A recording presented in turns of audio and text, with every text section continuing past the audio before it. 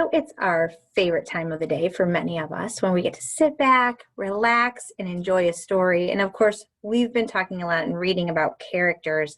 And yesterday we met a new character named Bean, and we talked about that he was mean, and we gave examples on things that he did that led us to believe that he is a mean person or he's acting with mean choices. And today we're going to take a look to see what happens next in this chapter called Mean Bean. So sit back and relax and let's see. Chapter 4. Sorry about that. Mean Bean. AJ's stop was before Garth. Remember, they're on the bus. Come on over tomorrow, Garth told his friend. As soon as AJ left, Garth moved up to the front of the bus to get away from Bean. What part of sit down don't you understand, Garth? Miss Victoria sounded pretty irritated. Sorry, the cage wouldn't fit on the seat, he said. What on earth is in there anyway? Before Garth could answer, the bus stopped in front of his house. He pulled the blanket down around my cage and hurried down the steps. Mrs. Tugwell was waiting in the doorway of the house. She had wavy brown hair like her son's. She had glasses and freckles like her son, too.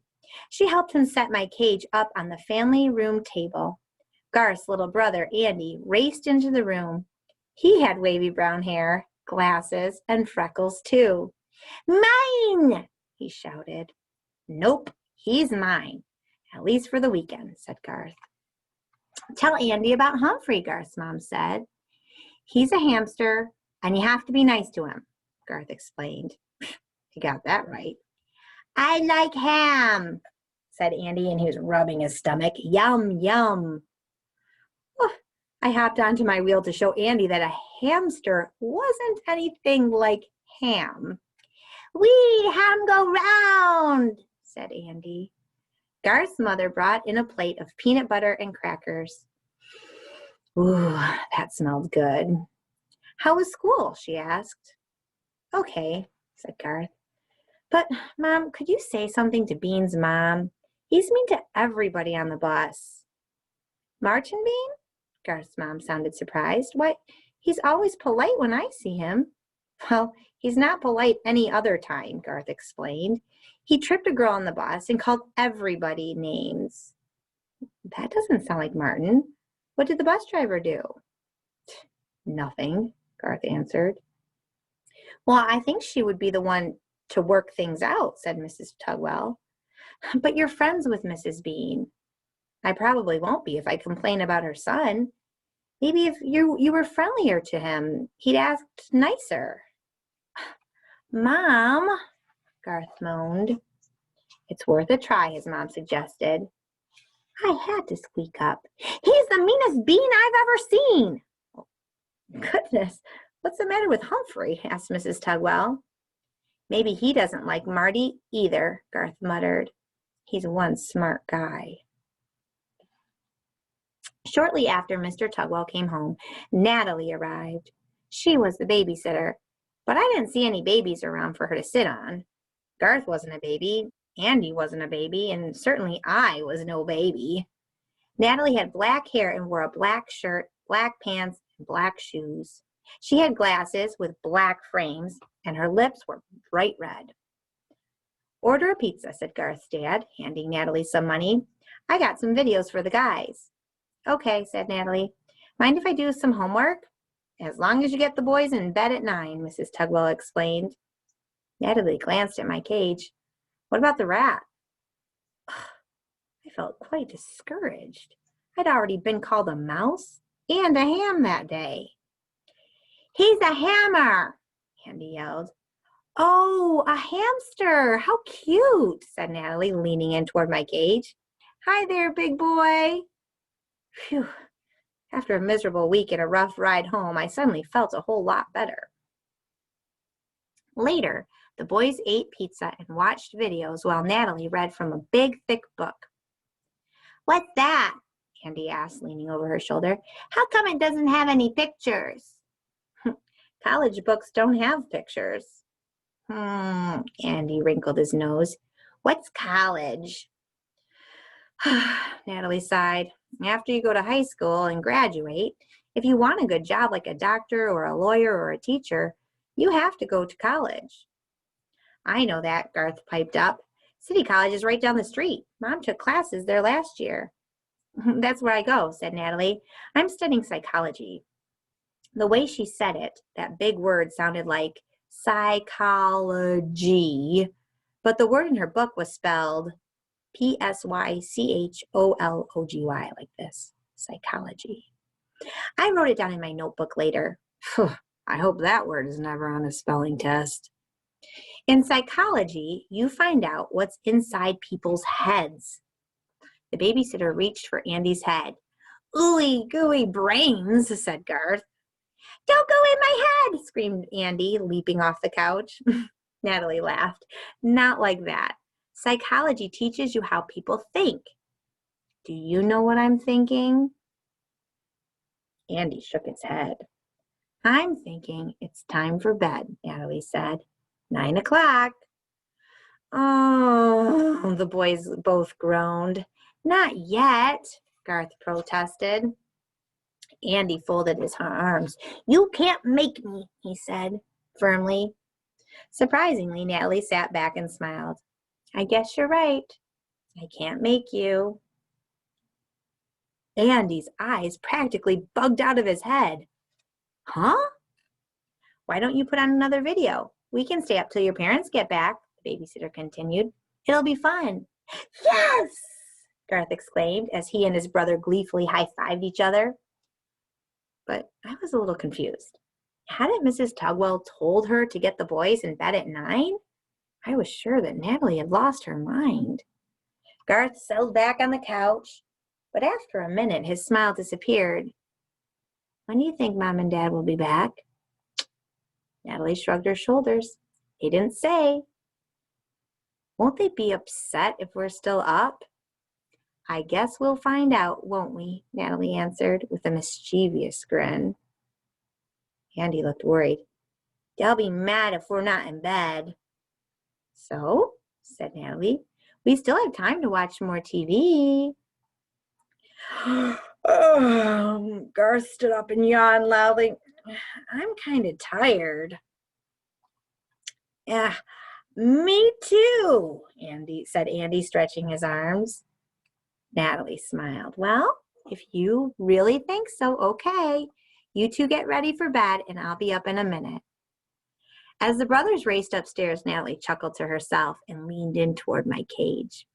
And that, Humphrey hamster, is what is called reverse psychology. You get people to do what you want by telling them to do the opposite. Reverse psychology. Remember, it's pronounced psychology. So that's how people's minds work. Just tell them to do the opposite of what you want them to do?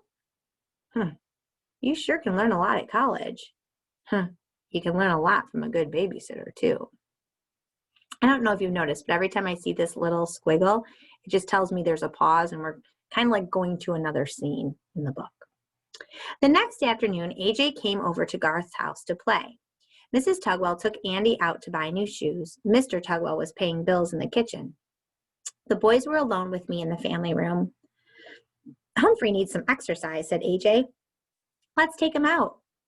Okay, you can watch him while I clean his cage. AJ gently took me out while Garth put on gloves and began to clean my cage. Both boys chuckled when he got to my potty corner. Everyone does. But he did a good job of cleaning it. While he worked, they talked. Any chance your dad can drive us Monday morning? Asked Garth. AJ shook his head as he gently petted me. He has to leave for work real early. How about your dad? Garth shook his head. He always talks about how he had to walk to school and how lucky I am I get to ride the bus. Do you think you know why they don't want to ride the bus? I think I do too. I know, AJ sighed and set me down on the table.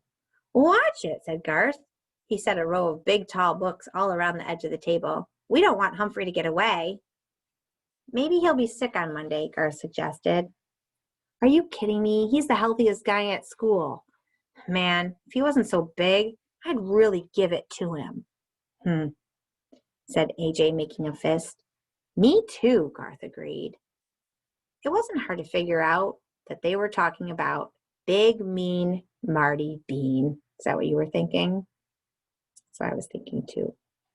I don't know why Miss Victoria always takes his side, Garth said after a while. He knows how not to get caught. The boys were silent again until Garth said, Miranda was getting a drink at the fountain at recess, and he came up and pushed her out of the way. The thought of someone pushing Golden Miranda, an almost perfect human, really ruffled my fur. Did she tell? Asked AJ. Yeah, he said he didn't do it, Garth explained. Said he wasn't anywhere near her. He said Kirk did it. Kirk almost got in trouble, so Miranda said it was all a mistake to get Kirk off the hook. Kirk the jerk. That's what Bean calls him, said Garth.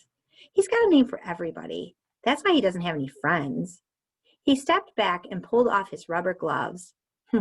I think that's one clean cage. Great, I squeaked. But what are we going to do about Bean? Bean's a pretty funny name, AJ said with a chuckle. Bean brain.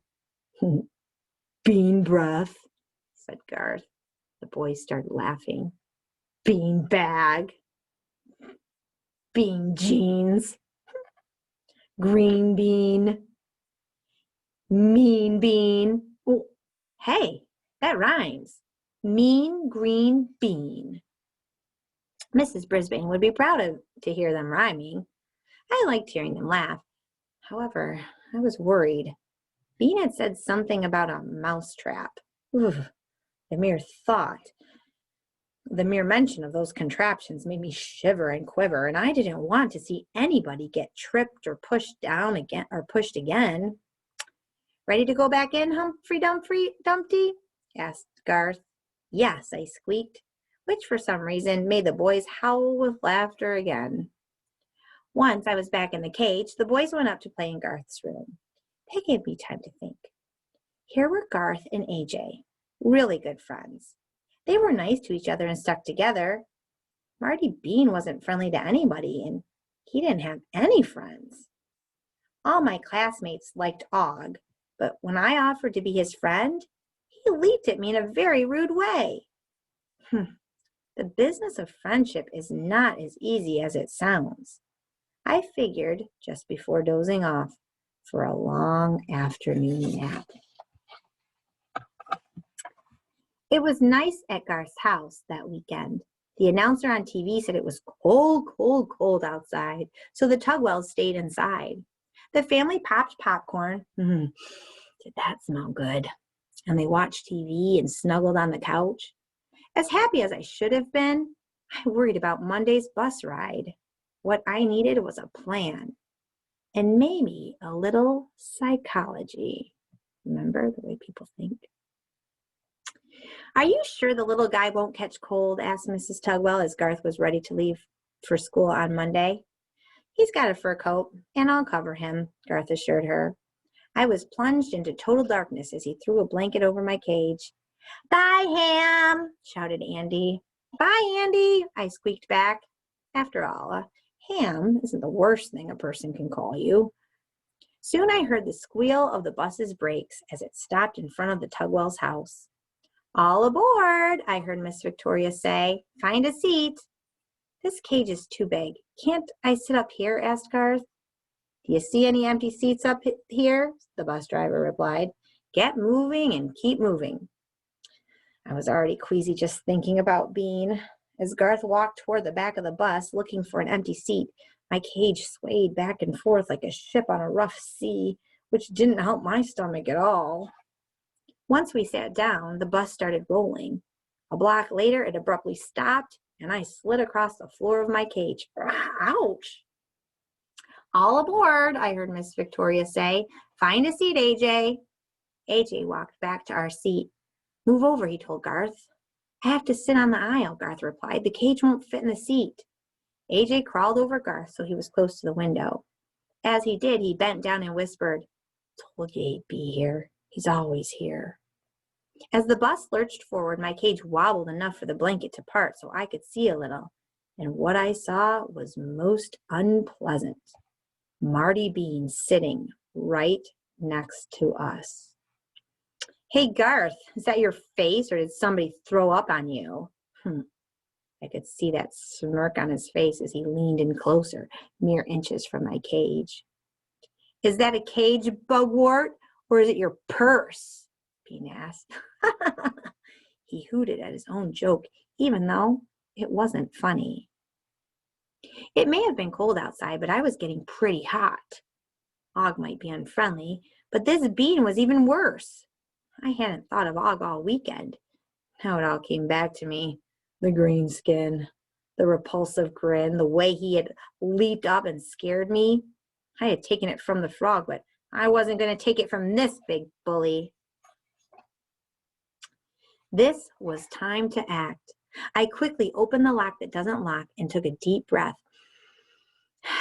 before leaping onto Martin Bean's leg. Stop being mean, Bean, I yelled at the top of my voice. It may have sounded like squeaking to him, but I made my point. Eek! Marty shouted. It's on me, a mouse! He threw his hands up in the air and screamed as I ran in circles on his leg. Help me! Somebody help! The faces around me were a blur, and I was getting dizzy. As Marty continued to scream, the other kids began to laugh, softly at first, and then louder. He's only a little hamster, I heard Garth say as he scooped me up in his hands. He wouldn't hurt a flea. I liked being called a he a lot more than being called an it. It tried to bite me, Marty exclaimed. Everybody on the bus, including Beth and her first grade friends, laughed. What is going on back there, Martin? Miss Victoria called out as she slammed on the brakes. They threw a big rat on me. He was almost in tears. A giant rat. I think you'd better come up and sit behind me, the bus driver said. Now. She had the girls in the seat behind her move as Marty shuffled to the front of the bus. Garth put me back in my cage. Thanks, Humphrey, he whispered. I don't know how you got out, but I'm sure glad you did. Always happy to help a pal out, I squeaked. The rest of the ride was uneventful. When Miss Victoria stopped the bus in front of Longfellow School, she made an announcement. This was the quietest ride we've ever had. From now on, Martin Bean, I'm assigning you the front seat permanently. That means always. Marty didn't argue. He was in too much of a hurry to get off the bus. He could probably hear all the rest of the bus riders, including me, shouting, "Hooray!" And the quote at the end of this chapter says, "No enemy can match a friend." And that's by Jonathan Swift, who is an Irish author. Let's see what's going to happen in the next chapter so we can see if we can make some predictions. Rhyme time. So we know that they came up with the rhyme of mean bean, and we know that they're working on poetry in Mrs. Brisbane's class. And tomorrow we'll find out more about what's happening in the story. Hope you enjoyed it. Have a great day.